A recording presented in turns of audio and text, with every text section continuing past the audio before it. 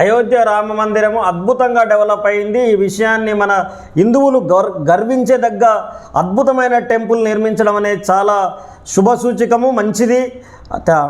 భారతదేశ అభివృద్ధికి తొలి అడుగు అని చెప్పొచ్చు. ఎన్నో అడుగులు పడ్డాయి, అలాంటి అడుగుల్లో ఇది కూడా ఒక అడుగు. అలాగే మన తెలంగాణలో కూడా ఇంతే అద్భుతంగా నిర్మించినటువంటి యాదగిరి లక్ష్మీ నరసింహస్వామి టెంపుల్ వల్ల కూడా చాలా ఉపయోగకరంగా ఉంది. తెలంగాణ రాష్ట్ర ఆదాయం కూడా ఇంక్రీజ్ అయింది, టెంపుల్కి కూడా ఆదాయం పెరిగింది. టెంపుల్ అనేది చాలా వండర్ఫుల్గా నిర్మించారు. అయోధ్య రామ మందిరానికి ధీటుగా నిర్మించారు.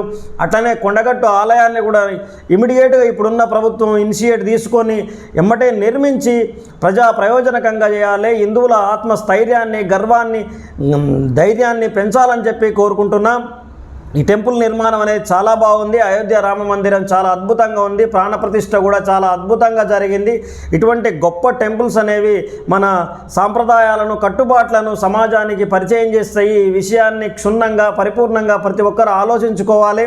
ఇటువంటి అద్భుతమైన టెంపుల్స్ కొన్నే నిర్మించబడతాయి దేశంలో. ఇప్పుడు దేశం గర్వించదగ్గ టెంపుల్ అని చెప్పొచ్చు అయోధ్య రామ మందిరాన్ని.